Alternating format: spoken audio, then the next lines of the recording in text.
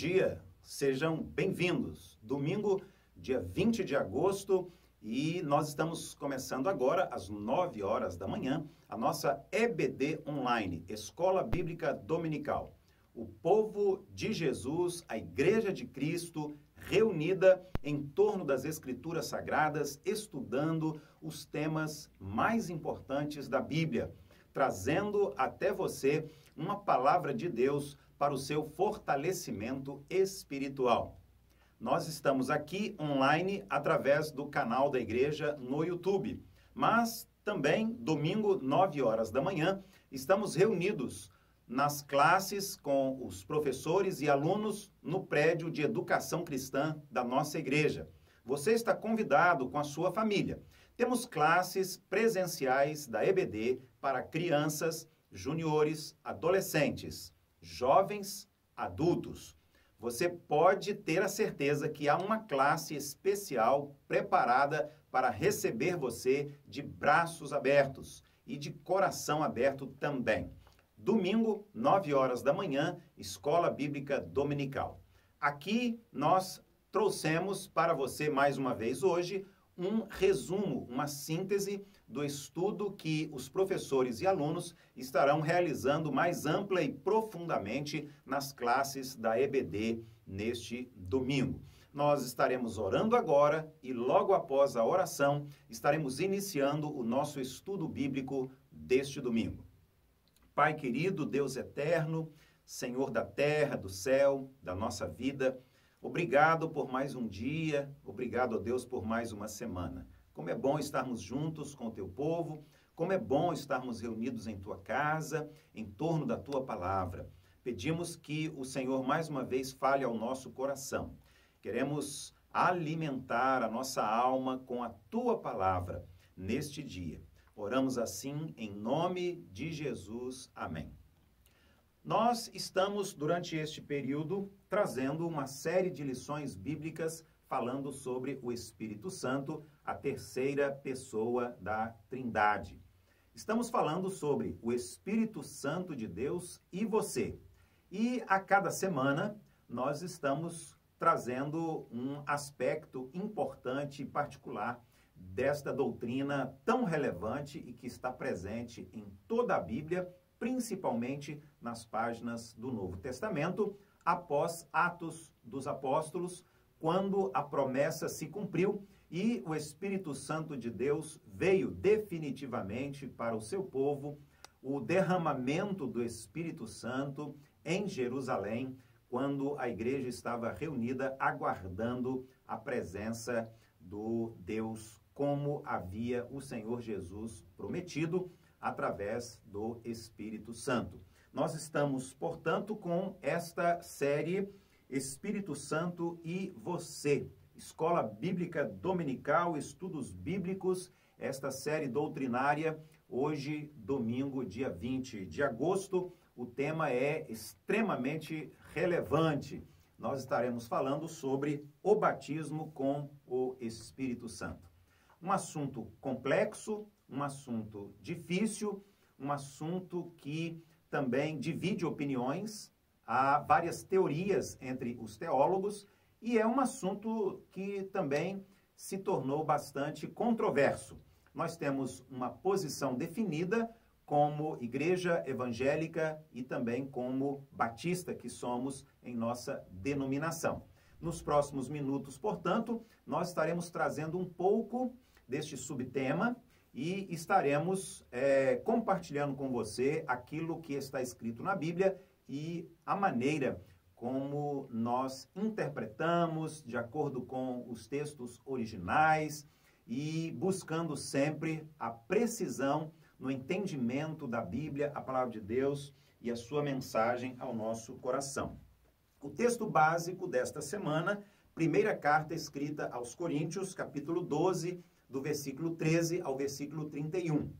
O texto devocional, Salmo de número 51, versículos de 1 a 10.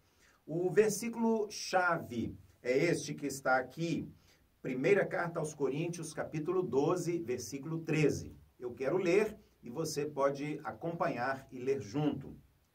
Pois em um só Espírito todos nós fomos batizados em um corpo, quer judeus, quer gregos, quer escravos, quer livres. Novamente, primeira carta aos Coríntios, capítulo 12, versículo 13. O apóstolo Paulo, usado por Deus, pelo Espírito Santo do Senhor, escreveu assim: pois em um só Espírito todos nós fomos batizados em um corpo, quer judeus, quer gregos, quer escravos, quer livres. Qual é o nosso propósito? Qual é o nosso objetivo hoje ao estudarmos o batismo com o Espírito Santo dentro da série deste trimestre, O Espírito Santo e Você? Nós queremos verificar juntos na Bíblia que o Espírito Santo de Deus, ele está presente em nós e que o batismo do Espírito Santo é um ato exclusivo realizado pelo Senhor e que acontece exatamente no momento da salvação, no momento da conversão. Seria incoerente nós aguardarmos algum tempo, alguns dias, semanas, meses, talvez anos, para recebermos o Espírito Santo de Deus. Nós cremos na doutrina da Trindade, um Deus e um Deus que não se divide. Portanto, no ato da conversão, no momento da salvação, a pessoa recebe a Trindade. Deus, Pai, Deus, Filho, que é Jesus Cristo, e também o Espírito Santo de Deus. Não conseguimos encontrar na Bíblia qualquer possibilidade para pensarmos que apenas em um segundo momento, em outro momento, em uma experiência posterior, a pessoa venha a receber o Espírito Santo de Deus. Sabemos que este assunto é um assunto polêmico. Eu disse no início, é um assunto complexo e também este é um assunto controverso. Mas nós precisamos usar como base a Bíblia Sagrada e não o pensamento humano ou as experiências humanas. A Bíblia está acima porque ela é a palavra de Deus. E quando a Bíblia está falando, é Deus que está falando. A revelação da vontade de Deus a nós acontece através da sua palavra, principalmente através da sua palavra. É muito triste nós observarmos que este assunto, o Espírito Santo, e mais ainda especificamente o batismo com o Espírito Santo, tem sido, inclusive, a razão de muitas divisões, de muitas cisões, de muito afastamento entre os irmãos. Porque um grupo pensa de uma maneira, outro grupo pensa de outra forma, então há divisões, separações, denominações inteiras foram rachadas, novas denominações, novos grupos, novas comunidades de fé foram criadas porque não há um entendimento único e harmonioso acerca deste tema. Então, nós acabamos verificando um número muito grande de grupos e de perspectivas teológicas, ou seja, uma visão teológica sobre o batismo com o Espírito Santo, pelo Espírito Santo, do Espírito Santo ou no Espírito Santo, e então um entendimento tão diferente, que acaba trazendo tristemente a divisão, a separação e o isolamento. Precisamos abrir a nossa mente, o nosso coração. Precisamos estar dispostos a estudar este assunto, mas deixando de lado a tradição denominacional. Isto não pode ser uma barreira, porque nem mesmo a nossa tradição denominacional está acima da Bíblia. A Bíblia Sagrada, a Palavra de Deus, está acima das nossas tradições, está acima do nosso entendimento enquanto grupo religioso, enquanto denominação.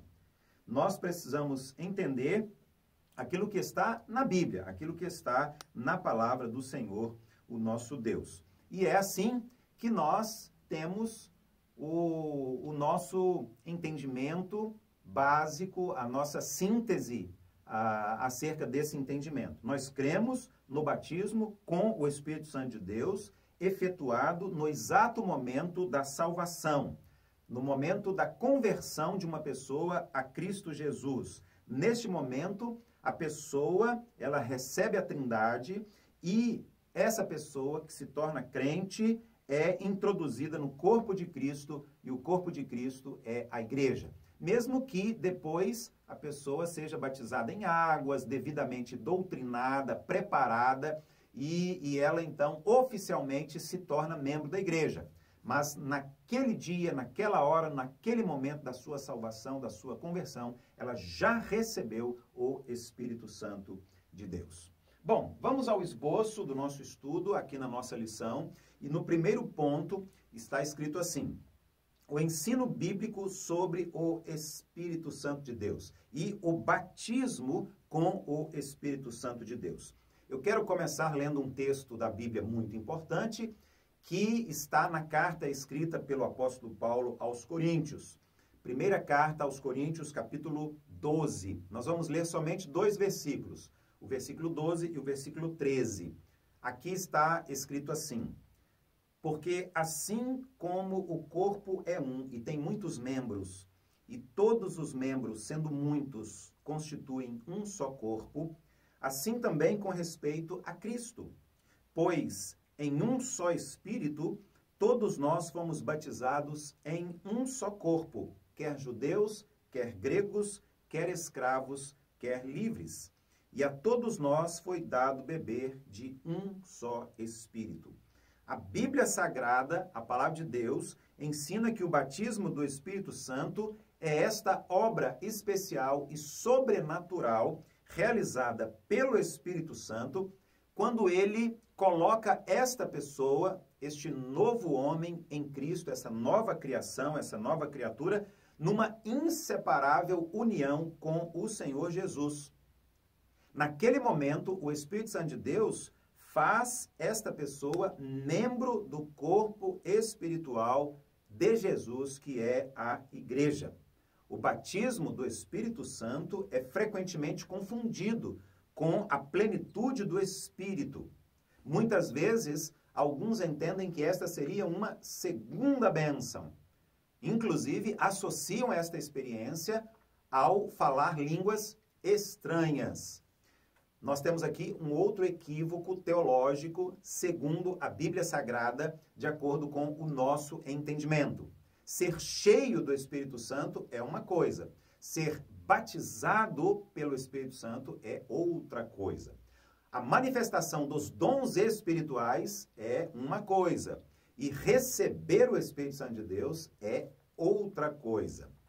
E, além disso, nós não cremos apenas em um dom espiritual, que seria o dom de línguas estranhas, mas nós cremos em vários dons espirituais. Ora, se a pessoa manifesta pelo menos um dom espiritual, esta pessoa tem o Espírito Santo de Deus.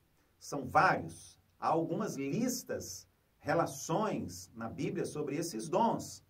Vou dar apenas um exemplo aqui. A pessoa que manifesta o dom espiritual do ensino.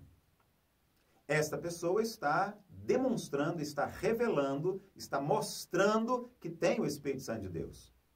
A pessoa que tem o dom espiritual da pregação, ou a pessoa que tem o dom espiritual da evangelização ou do evangelismo.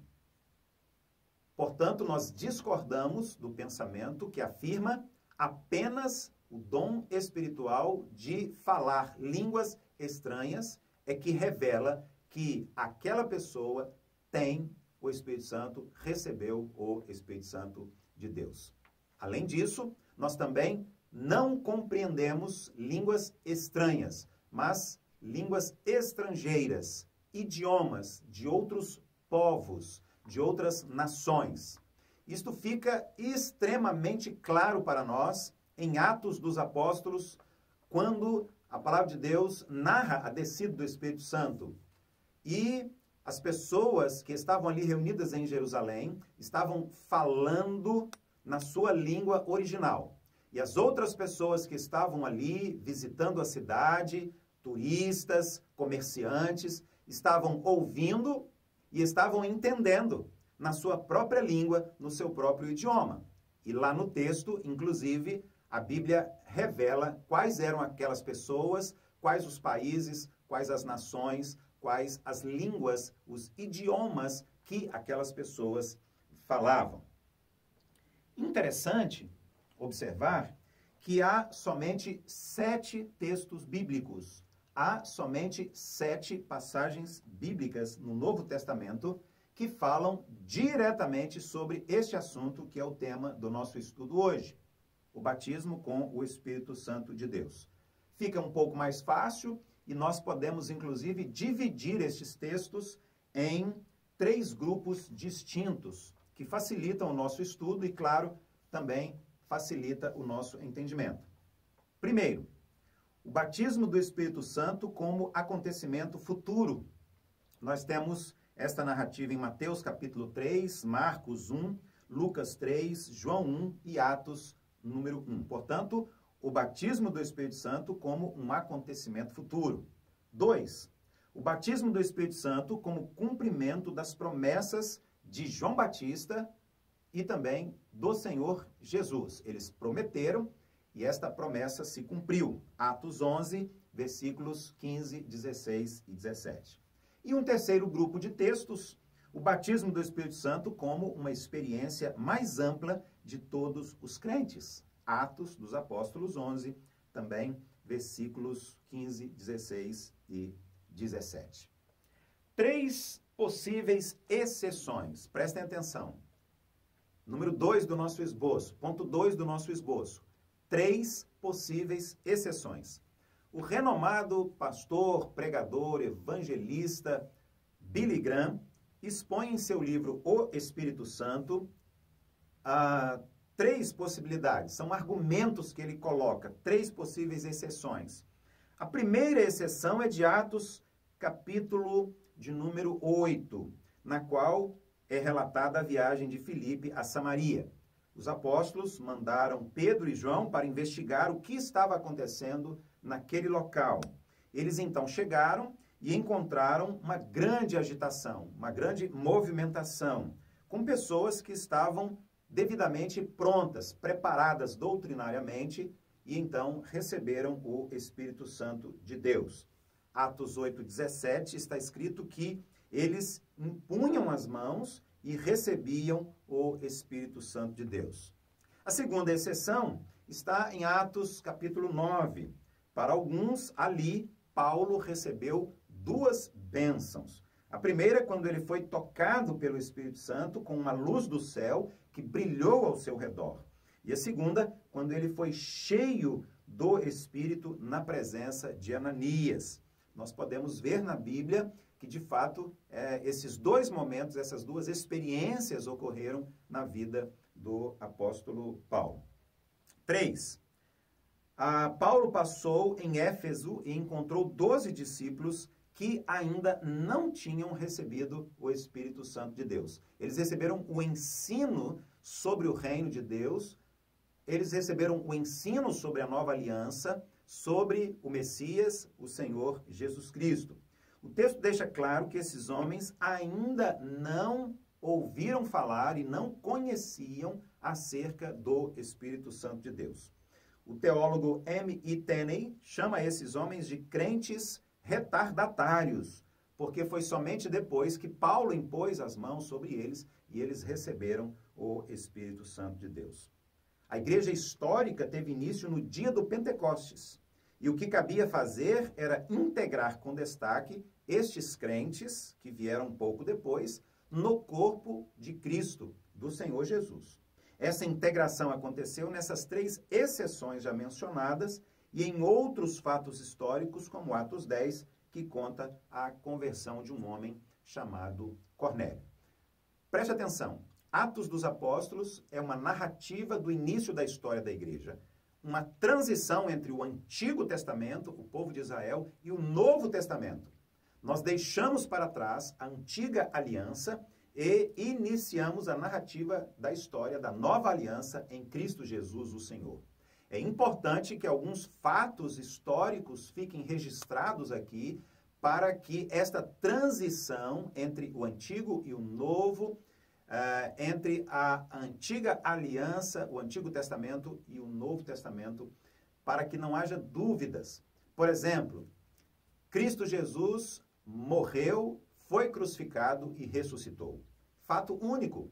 Não é necessário que todos os dias Jesus sofra, seja crucificado, morto e ressuscite. A ressurreição de Jesus nos alcança.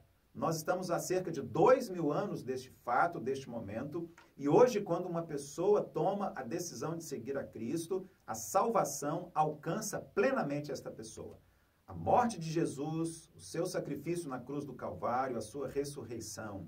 A cruz do Calvário tem este efeito na vida de qualquer pessoa, hoje, aqui e agora. O Espírito Santo de Deus desceu definitivamente quando os discípulos estavam reunidos ali em Jerusalém, obedecendo a ordem de Jesus.